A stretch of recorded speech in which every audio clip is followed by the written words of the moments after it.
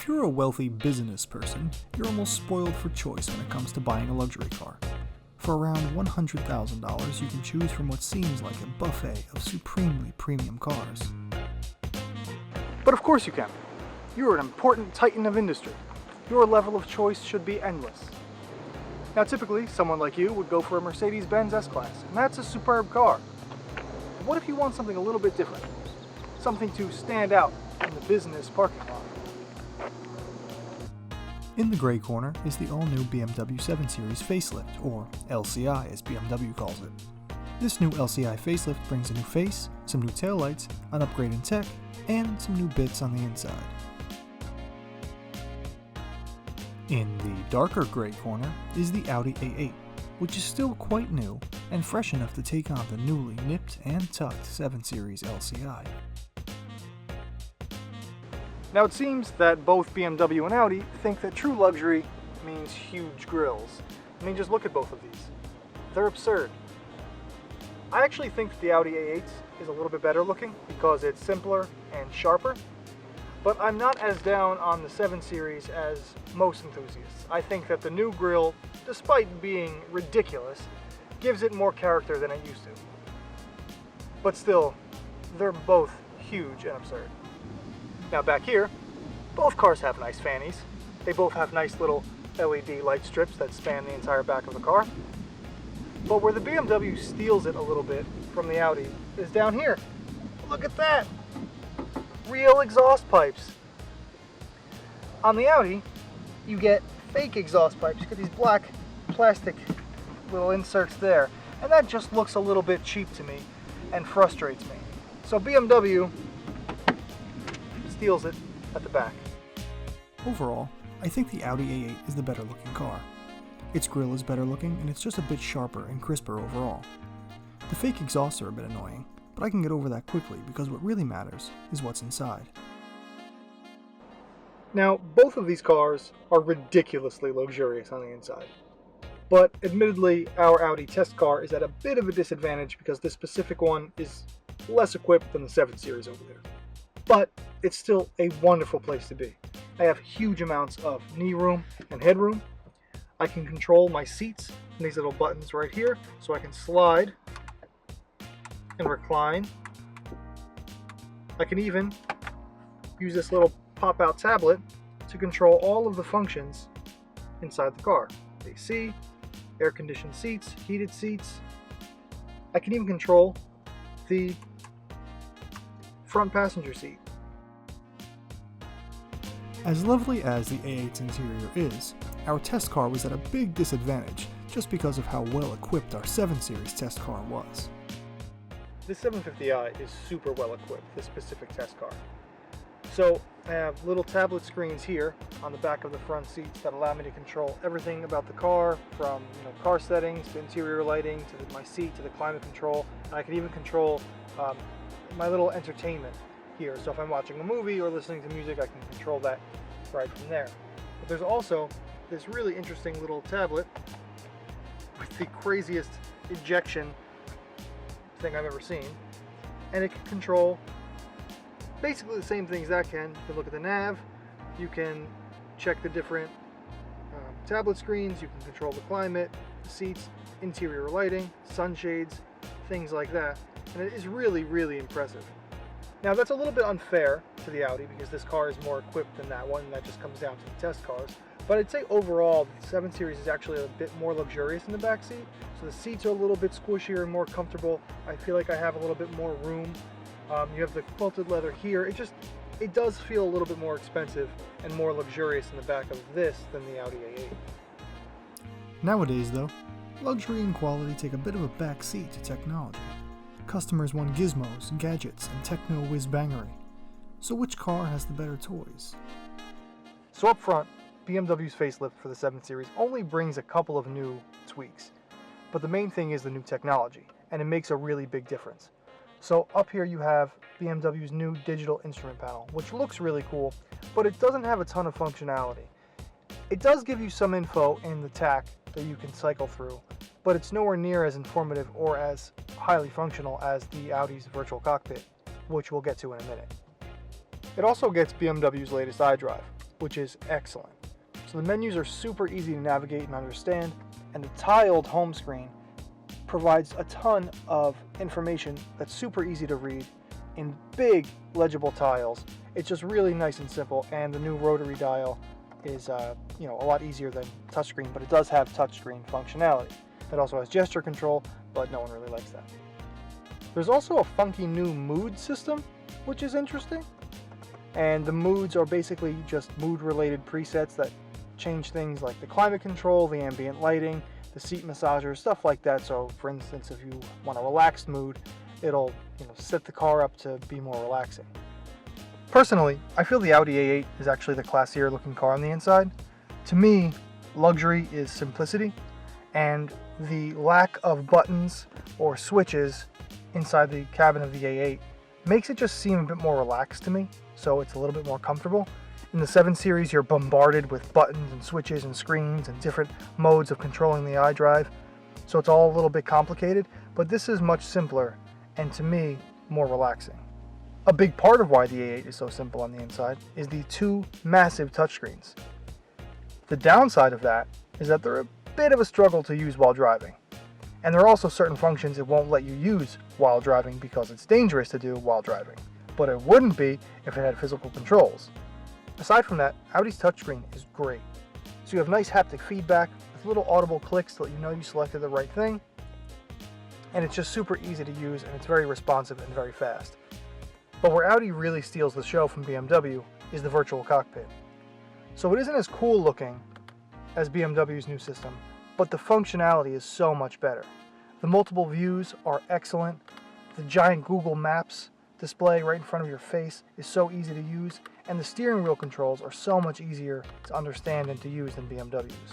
It really is the best digital driver's display in the business. But we already know that both of these cars are super high-tech and luxurious. What you'd probably like to know is what they're actually like to drive, and, more importantly, which one is better. Now we're in the Audi A8, and this is the older of the two. Because the 7 Series has now been facelifted, this is one of the older cars in its class. And despite that, I think it actually looks more modern than the new facelifted 7 Series.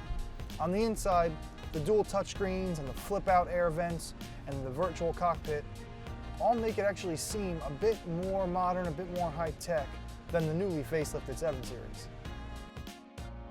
Again, the downside of some of that simplicity with the touchscreens is that it is harder to use while driving. While you're stationary, it's fine. It's super easy to use, very slick, very fast, very responsive. You get haptic feedback. It's really, really nice. It's actually, in my personal opinion, probably the best touchscreen infotainment system on the market. It's just while you're driving, things can get a little bit tricky, especially if you want to do climate controls. So you have to look ahead at the road while you're driving, and then you have to look down, all the way down here to see the climate controls, and you have to find the right button and press it, make sure you pressed it hard enough for it to register, and then make sure you felt and heard the haptic feedback, and it can just all become a little bit overwhelming while you're driving. But Audi does remedy that with the excellent virtual cockpit, which is super easy to use, easy to read. The steering wheel controls are just dead simple, and it can pretty much control everything you really need it to control while you're driving. So radio controls, radio presets, navigation, media inputs, it can do all of that sort of thing right from the steering wheel. You never need to take your eyes off the road, and it has a really good head-up display. I will say BMW's head-up display is a bit better than this one. It's a bit more detailed and it's a bit clearer, but this is still really good, and it really helps ease having to use a touchscreen while you're driving. Now the Audi A8 continues that relaxing feel while moving because the suspension, I think, is better damped than the 7 Series for a luxury car. The 7 Series is a bit sportier than this. The steering is a bit sharper, the suspension's a bit stiffer, and I feel like it handles a little bit better. It's a little bit more agile. But this is more comfortable, and these are luxury cars after all. We're not driving sports cars. These aren't $100,000, 5,000 pound sports cars. They're luxury cars. So I think that it's a little bit silly that the 7 Series is as stiffly sprung as it is, because you don't really get a handling benefit from it. This is more comfortable. It's more relaxed. but it's still composed. It doesn't feel sloppy or floaty like a Lexus. It's still very German, very composed, but you just get a nice waftier feel to it. It just kind of glides over bumps better. You feel less intrusion into the cabin over rough bumps. There's still a little bit because it's riding on 20s with low profile tires or low-ish profile tires, but it's more comfortable than the 7. It's also quieter than the 7 by a pretty significant amount. And that really helps just, again, ease your stress. It helps to relax you while you're driving. And as luxury cars, that's really what they're supposed to do. So I think as a luxury car, the Audi A8 is a little bit better. So now, let's talk about the BMW 7 Series. Now this is the post-LCI. And LCI in BMW speak stands for Life Cycle Impulse, and that basically means that this is the refresh or the facelift of the 7 Series. So this is a bit newer than the Audi A8. And it's also been getting quite a lot of criticism in the media for those gigantic grills. That's what makes this car famous right now, is its enormous grills.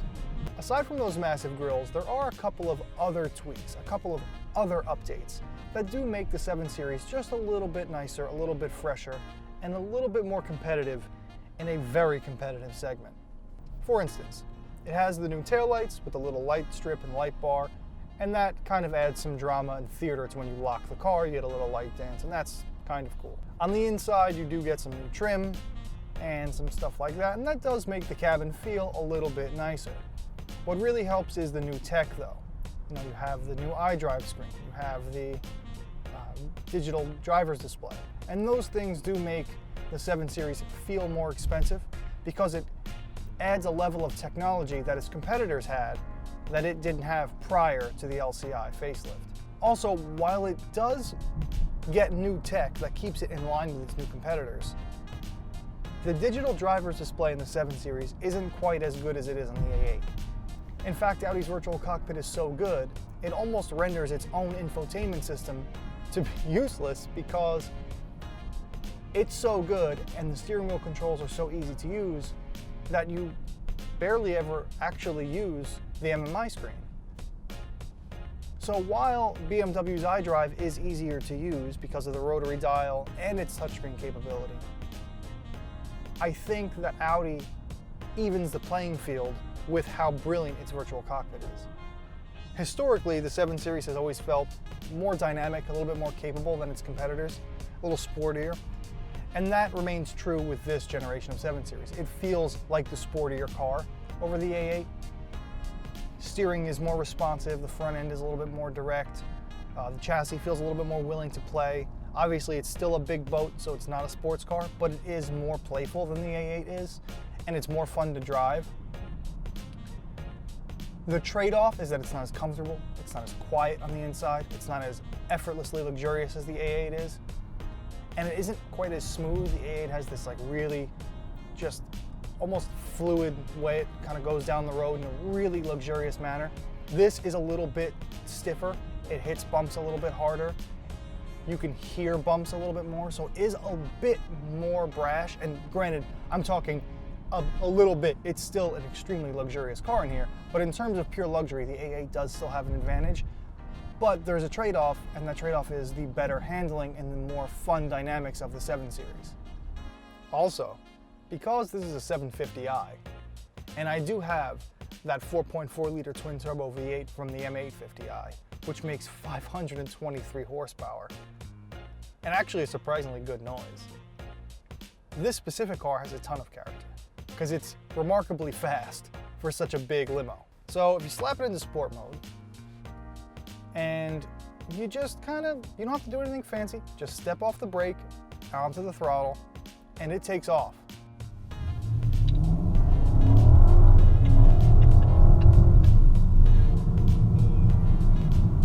Now I won't compare performance between this and the A8 because Audi hasn't put the S8 on sale yet. In fact, the S8 was just announced, and that has over 500 horsepower as well, so that is more in line with this. In fact, the A8 we're comparing this to is more in line with the BMW 750i. So we're not going to compare performance. We're strictly talking about the dynamics, the comfort, the luxury, the tech, the interior, stuff like that. And when it comes to being a luxury car, forget performance, forget handling, when it comes to being a luxury car, I do think the Audi A8 has the edge over the 7 Series. Yes, this is a little bit more fun to drive because, like I said, the steering's a little bit sportier, it's a little bit more dynamic, and it feels a little bit more playful. But I don't know if you can hear that. Even tiny bumps, and I'm in comfort mode, tiny bumps, you can feel almost all of them, and you can hear them. This isn't the quietest luxury car in its class, and it's not the most comfortable. It's kind of surprisingly stiff for a luxury car. Granted, it's incredibly composed, and it is very comfortable, but when it's compared to the A8, it sort of lacks a little bit.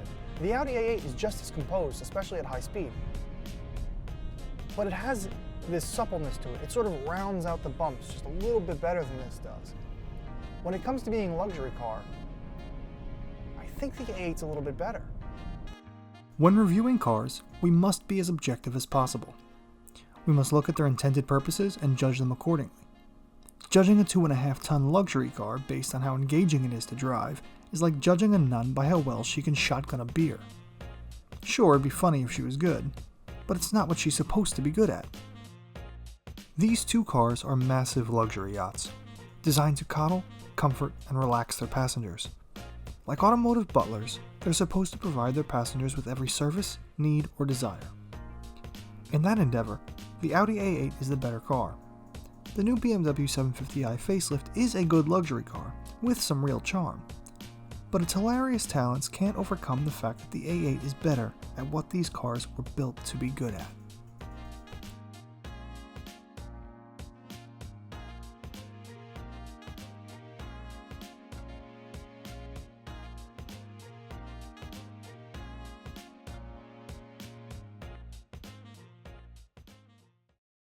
Hi again, it's me.